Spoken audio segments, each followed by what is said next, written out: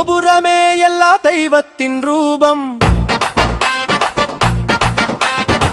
காண்போருள் எழும் ஆன்மனும் ஓசை தூபம்.